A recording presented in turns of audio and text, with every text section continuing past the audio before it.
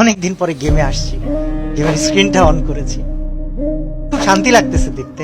এবং এটা মজার বিষয় কি জানো, একটা সময় মনে হয় তো ভিউ পাইতেই হবে, একটা সময় মনে হয় তো টাকা কামাইতেই হবে, অনেক কিছু করতে হবে। এটা এখন কি মনে হয় জানো, এখন মনে হয় কিছু একটা করে যেতে হবে যেটার জন্য মানুষ আমাকে আজীবন মনে রাখবে।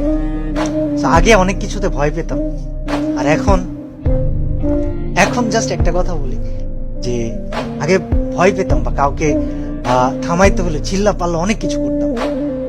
এখন সবচেয়ে ধীর স্থির ভাবে, সবচেয়ে নরম কণ্ঠে, সবচাইতে ইফেক্টিভ কাজগুলা করে দেখাইতে চাই।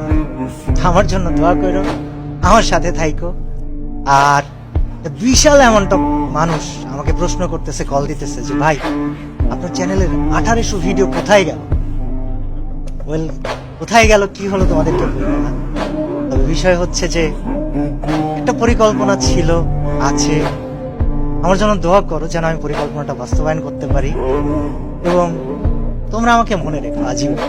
আমি তোমাদেরকে আসলে অনেক ভালোবাসি, কিন্তু তোমাদের থেকে বেশি ভালোবাসি আমি আল্লাহকে।